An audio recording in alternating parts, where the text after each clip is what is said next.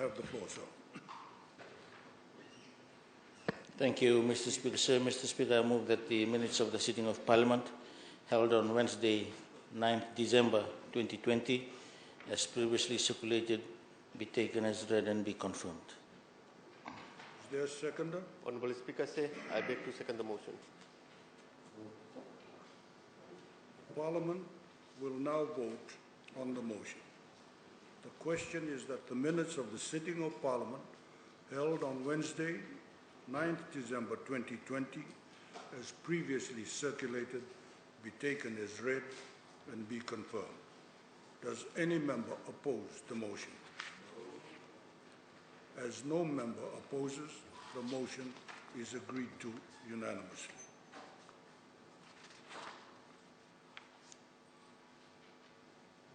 Secretary General. Communications from the Chair. I welcome all honourable members to today's sitting of Parliament, as well as those who are watching the live broadcast and live streaming of the proceedings from the comfort of their home, offices and mobile phones. Thank you for taking an interest in your Parliament.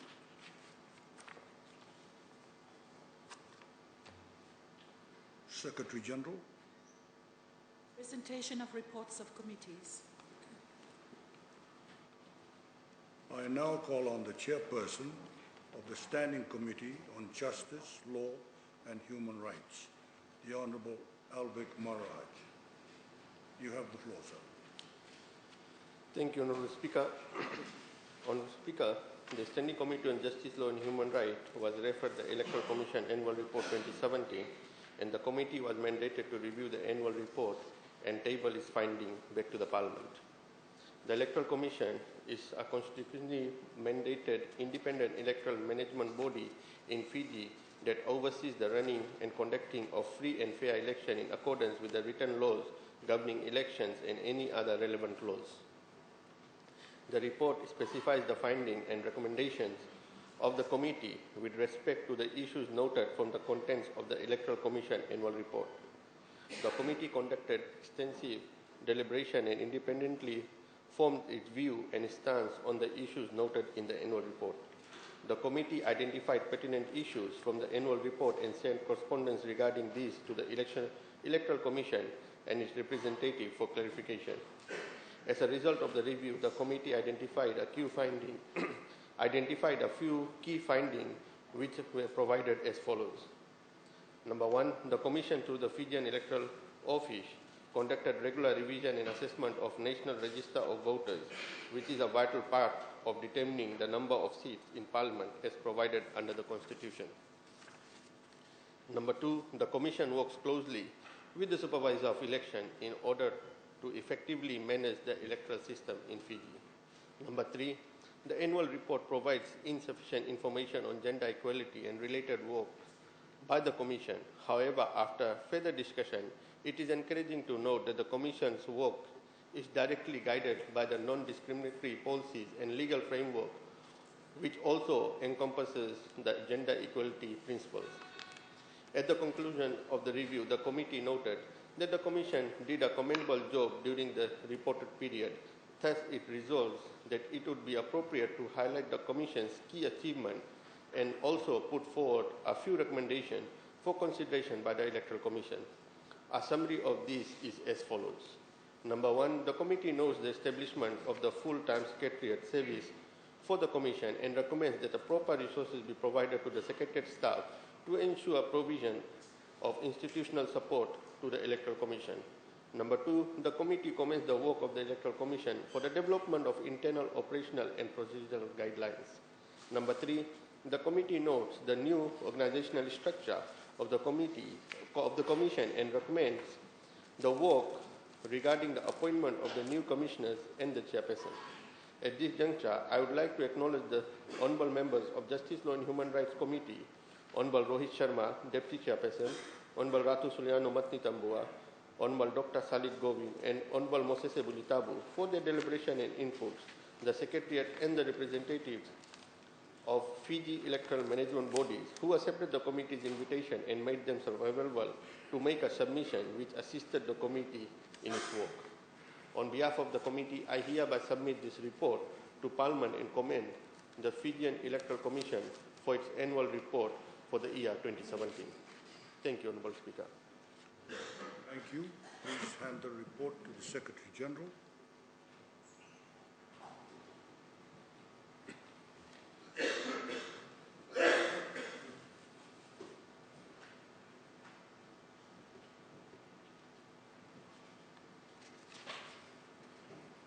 Honourable Speaker said, pursuant to the Standing Order 121, Clause 5, I hereby move a motion without notice that the debate of the content of the report is initiated at a future sitting. Thank you. Is there a seconder? Honourable Speaker, sir, I beg to second the motion.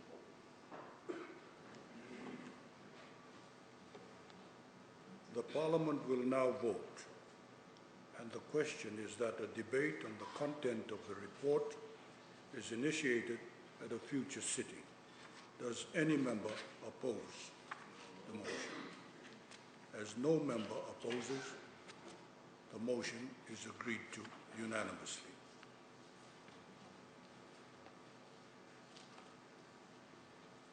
Secretary General. Presentation of reports of committees.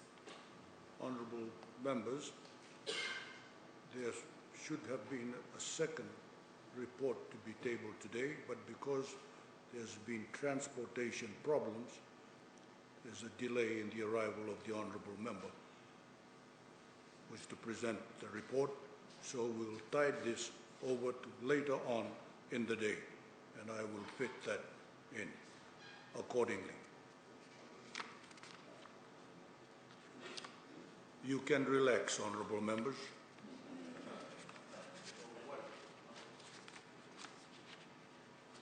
Secretary General. Resumption of debate on the motion by the Honourable Prime Minister. Honourable members, we will continue with the responses to His Excellency's address, and I now call upon the Attorney General and Minister for Economy, Civil Service and Communications, the Honourable Ayaz Syed Qayyum. You have the floor, sir. Thank you, Mr. Speaker, sir. Mr. Speaker, sir, before I actually make my contribution, I'd just like to draw to the attention of Parliament that it's Honourable Minister Sarah Rathu's birthday this morning. May we wish him happy birthday. I understand he's turning 40 years old. Mr. Speaker, sir, I thank His Excellency the President for his most gracious speech and for setting the broad direction for the 2020-2021 parliamentary session with the three key priorities: our containment of COVID-19, our focus on an inclusive economic recovery, and our response to the climate, oceans and biodiversity crisis. Mr. Speaker, sir, we are still in an extraordinarily difficult and uncertain period. The entire world continues to suffer from the COVID-19 pandemic, and there continues to be no reference point in living memory for a crisis of this scale and complexity. There have been over 68.5 million COVID-19 cases globally, and more than 1.5 million people have lost their lives. Every government is combating severe economic and financial stress, joblessness and uncertainty. We have been encouraged, Mr. Speaker, sir, by the positive news of a vaccine rollout in the United Kingdom. We're in close discussions with our development partners on setting aside funding for a viable vaccine, and we have used our voice in various global forums to ensure the vaccine is treated as a global public good rather than a private commodity. But we must acknowledge the equal distribution of this vaccine will take some time, and we are very grateful to the Australian government that has made a public pledge to ensure that Pacific Island countries will be moved up the ladder in terms of the availability of this vaccine. In the here and now, the world economy still faces the most serious socio-economic crisis in 100 years, and Fiji and other small island and tourism-dependent economies have taken the hardest hit. Our borders have been closed for more than 9 months. Businesses are severely affected. Thousands are without jobs. Our public finances under severe strain, and socio-economic challenges have intensified. Fiji faces our sharpest economic contraction in history. We had said that the contraction would be about 21%, but the latest figures demonstrate that the contraction now will be 19%, some improvement. Our tax revenues halved, forcing us to borrow to sustain the provision of public services and sustain critical support to our people. We are confronting the uncertainty we face with the strategic effort to spur domestic activity and investment where possible. But we know our full recovery hinges on the safe reopening of our borders so that our people, particularly in the tourism sector, can return to full-time work and government can re-establish the flows of revenue. In the meantime, Mr. Speaker, sir, it is critical that we maintain our status as a COVID-contained country, which we have already done for more than 240 days. Mr. Speaker, sir, I'd like to thank, of course, our Honourable Prime Minister, the decisive leadership he's provided, our frontline workers, our doctors, nurses and members of disciplined forces for their dedication, hard work and sacrifice in keeping Fiji safe. We'd also like to thank all those who have downloaded and installed the Care Fiji contact tracing app and thank all Fijians who have been abiding by the COVID-19 restrictions and measures that have been put in place for everyone's safety. These measures are very important to give confidence to countries like Australia and New Zealand to safely reopen their borders with Fiji. Even when a vaccine is available, the threat of COVID-19 will not simply disappear and we cannot be complacent. Mr. Speaker, sir, to cushion the blow to our economy in the early months of this pandemic, we acted quickly, announcing a COVID-19 response budget 1 week after the announcement of our first case to reposition government revenues towards combating the virus and preparing our long-term response. We built on that plan through our latest financial budget and our Fijian COVID-safe economic recovery framework, as we have steadily rolled out measures to mitigate the economic impact, including innovative programs like Blue Lanes and pathways for luxury tourism to support our people's livelihoods as best as we can. Mr. Speaker, sir, we've been told that we have been responsible and we have been consistent, and will continue to be consistent with regards to support for our people. Mr. Speaker, sir, I'd like to just very quickly also mention about comparison of debt relative to GDP and just compare nominal values over the years. We've had a good track record on our GDP, debt to GDP ratio, bringing it down from 56% in 2010 to around 43% in 2015. And then, of course, Mr. Speaker, sir, came along T.C. Winston, Josie, Kenny and Gita, and now COVID-19. We had to borrow more, but apart from the borrowing, the massive shrink in our nominal GDP also led to the spike in the debt to GDP ratio projected to reach about 83%. But Mr. Speaker, sir, debt ratio would have been around 71% with the same level of borrowing if nominal GDP was assumed at pre-COVID levels. So debt is 12 percentage points higher just because of the impact on our GDP. And once GDP picks up, our debt ratio will of course stabilize. We will of course also have to reduce our deficits and cut back on expenditure. And we are, Mr. Speaker, sir, committed to fiscal sustainability ensuring macroeconomic stability. Meanwhile, Mr. Speaker, sir, the opposition has clearly decided they will not hesitate to turn this crisis into a game of political point scoring. They've continued to mislead the people as if COVID-19 was created by the government, and the economic challenges and job losses are something that we have created. Of course not, Mr. Speaker, sir. Every single country in the world is struggling with this pandemic. Fiji is among the safest places in the world. Our overriding focus must be on our economy's long-term economic recovery, or else the challenge of 2020 risks permanently scarring our national development. Mr. Speaker, Sir Honourable Prasad, for example, as always has claimed the worst and offered us nothing in response. He claims government doesn't have a plan and doesn't have a vision. Then he attacked our Fijian COVID-safe economic recovery framework without any regard for what that framework has actually allowed the Fijian people to achieve through this extremely tough period. Honourable Prasad forgets every business that we have opened today is open because of that framework. There are people in their jobs today because of that framework. Mr. Speaker, sir, the same framework is quick to dismiss is the reason why Fiji remains COVID-contained. It provided the guidelines that have helped our industries and our national carrier Fiji Airways to step up safety protocols and kept many of our tourism properties operational despite borders being closed. It is the reason some businesses like nightclub operators have repurposed their workspaces and are bringing people back to work. In fact, we've had new businesses open up in the past few weeks. And the ones that we've recently opened, Peri Peri and in Moju Plaza, the grills in Lodala Bay. And incidentally, the grills in Lodala Bay employed 25 people, 23 of whom actually had lost their jobs because of COVID-19. Mr. Speaker, sir, we've also got various investments taking place. Approximately 15 local businesses that previously operated as nightclubs have remodeled and opened as pubs or taverns, re-employing another 120 Fijians that had been laid off due to the pandemic.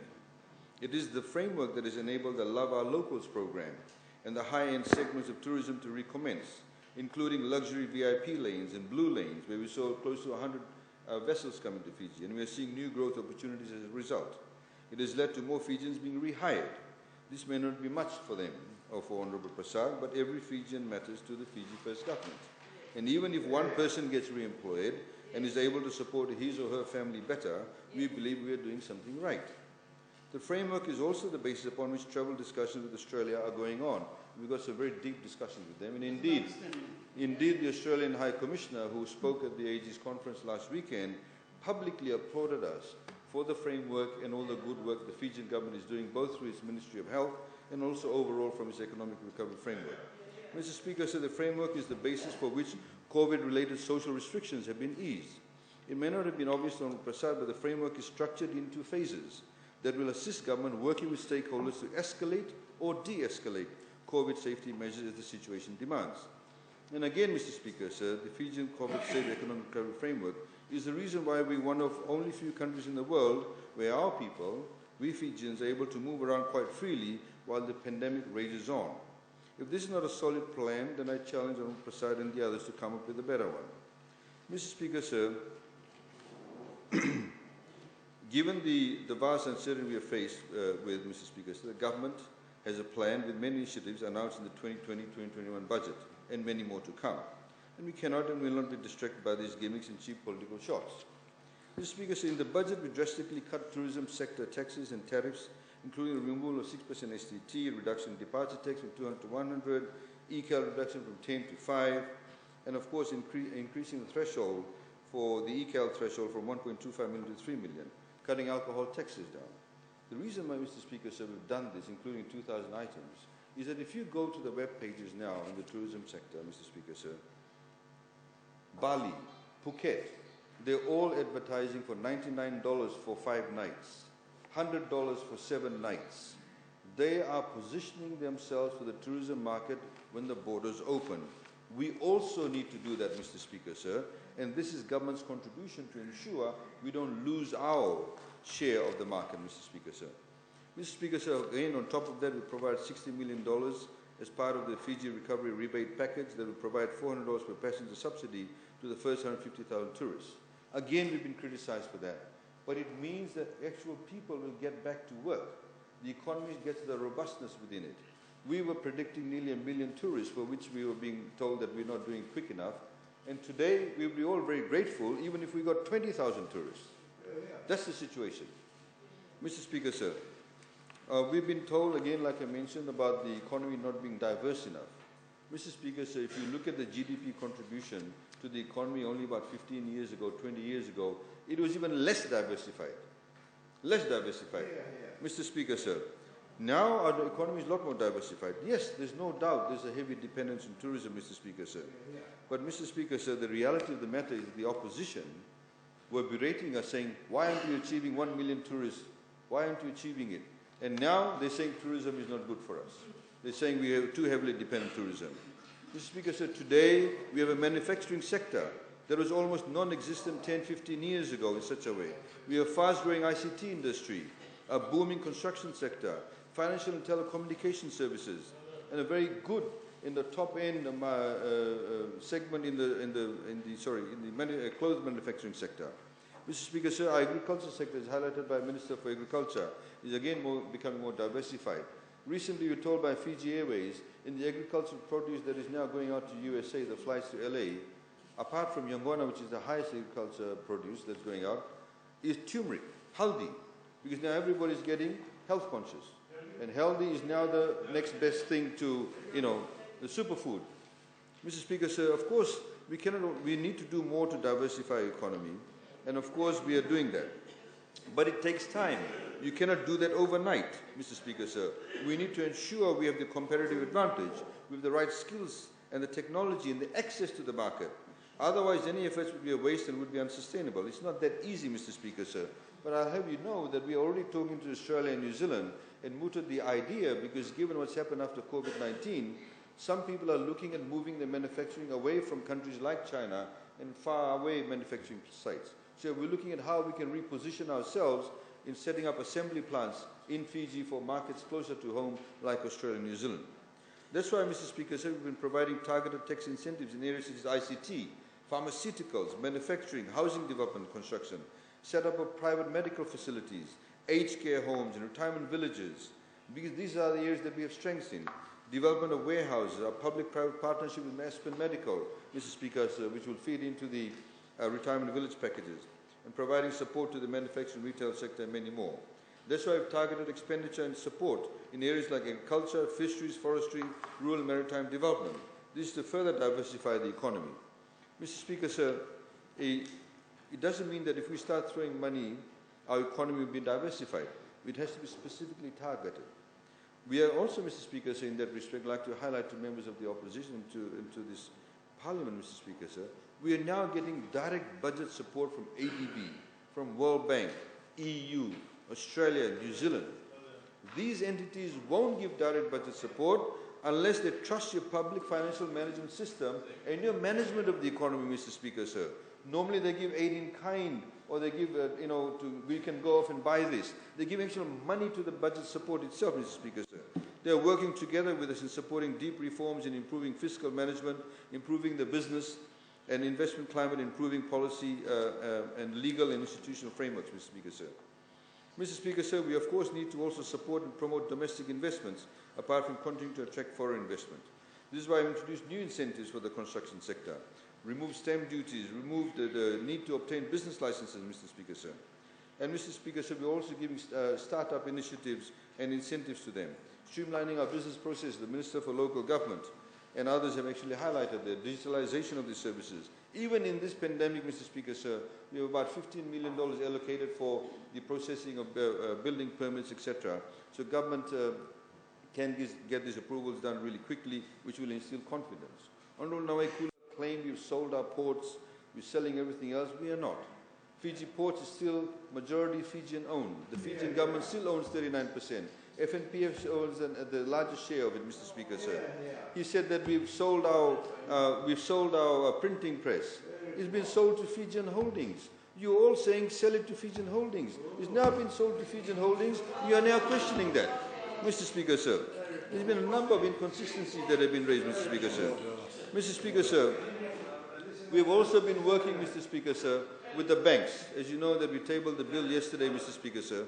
And we've worked with the banks, and we're very grateful for them, to them, I should say, in giving holidays not just for home, people who borrowed monies to purchase homes, but also for commercial purposes, and also for personal loans, Mr. Speaker, sir. It's very critical that we work with the banks and the private sector in this respect.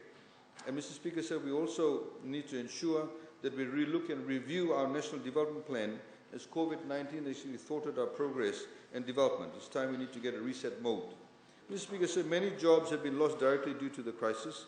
And again, a lot of misinformation was told about FNPF. We've been working in partnership with FNPF, Mr. Speaker, sir, to allow for a payout of $220 per fortnight for those fully unemployed, and a pro rata payment for those in reduced hours, Mr. Speaker, sir. Mr. Speaker, sir, as everybody knows, that this is a crisis we're not sure when it is going to end. That's why we needed a sustainable solution to support those that are unemployed. We could have jumped up and said, government fully pay all those who are affected, we'll pay you $500 a fortnight. But we are being practical and upfront about this, Mr. Speaker, sir. A populist solution, which the opposition always come and sort of pontificate over here, would have been unsustainable. And unlike the opposition, we do not cave into populism. Being leaders, we have to make tough decisions. Mr. Speaker, sir, every parliamentary session is so obvious each of them are here fighting for the small collection of votes, without any regard for the larger national or global picture. Honorable Kurindrani talks about his constituency. That is how the Fiji First government does not operate. That is why, rather than empty out the coffers, we allowed affected Fijians to access funds through the FNPF general account, and government would provide top-ups to those that have exhausted their general account balance. When we started, we were providing a top-up of around 10% of the total payout.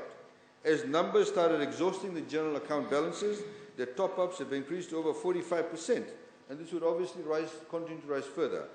So, Mr. Speaker, so far around $176 million has been paid out, of which government tops up about $79 million.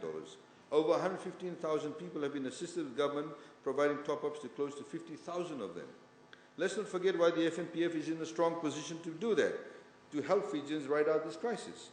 We implemented the reforms necessary to make FNPF financially sustainable. We ended the cross-subsidization from the younger workers and low-income workers that placed FNPF on the path to financial insolvency. Because we did, Fijians can access the general accounts now in times of crisis, whether they be cyclones or COVID-19, and they can count on the fact that the majority of their funds in their protected account or preserved accounts will be there for them in retirement. Honorable Gavoka talked about, workers getting paid $12.38 a week, simply dividing the total payout by government to 177,000 members. That does not work that way, Mr. Speaker, sir. All these sort of misleading comments, Mr. Speaker, sir, does not actually augur well. I'd like to just very quickly go on, and the responses, Mr. Speaker, sir, I think the comments require some responses. Some people talked about independence of institutions. Please go to section 129. The police have complete constitutional independence. DPP 117, Solicitor General's Office 116, FICAC 115. These are independent legal institutions. They operate on their own. They are not dictated by anybody, Mr. Speaker, sir. Mr. Speaker, sir, Honorable Kepa, same rhetoric. Constitution was not done the right way. She had absolutely no problems in the 1990 Constitution. No problems with the 1997 Constitution, because the genesis of that was the racist 1990 Constitution. No problems with that. 19 consultations held throughout Fiji, Mr. Speaker, sir, for this particular Constitution, Mr. Speaker, sir. Again, Mr. Speaker, sir, Honorable Bulanuda, let me get to him before I finish. This gentleman, Mr. Speaker, sir, told us to cast out the devils from ourselves. He said that his former leader cast out the devil. He did not cast out the devil. He simply resigned your party to go and form another party, as we just found out this morning, Mr. Speaker, sir. Mr. Speaker, sir, the other point is, Honorable Bulanuda told the Prime Minister and I to cast the devils from us. I have to tell you, Mr. Speaker, sir, this gentleman, at the height of the 2000 crisis, and I've said this in Parliament before, there's a documentary evidence on this where you are talking about it in front of Civic Towers, where he stood up and he said, who's the head of the legislature? Mahendra Chaudhry, Kendia, Hindu, Tevoro. Who's the head of the judiciary? Reddy, Kendia, Hindu, Tevoro. Who's the head of the executive? Chaudhry, Kendia, Hindu, Tevoro. Nobody, Mr. Speaker, sir, nobody, Mr. Speaker, sir, is a Tevoro. Nobody is the devil. The devil is around there, but you do not have the right to do that. And this is the kind of hypocrisy and the contradiction that we've been facing throughout this Parliament. We've had people, Mr. Speaker, sir, come to this chamber and actually insult His Excellency the President, questioning him. Somebody saying, he said, my government. Every single president, Mr. Speaker, sir, or governor will always say, my government. As you would know, Mr. Speaker, sir, you've been also the president. When they deliver the speech, it's the government of the day. You speak on their behalf because the president represents the state. Mr. Speaker, sir, I'd like to thank His Excellency for his most gracious speech. Thank you.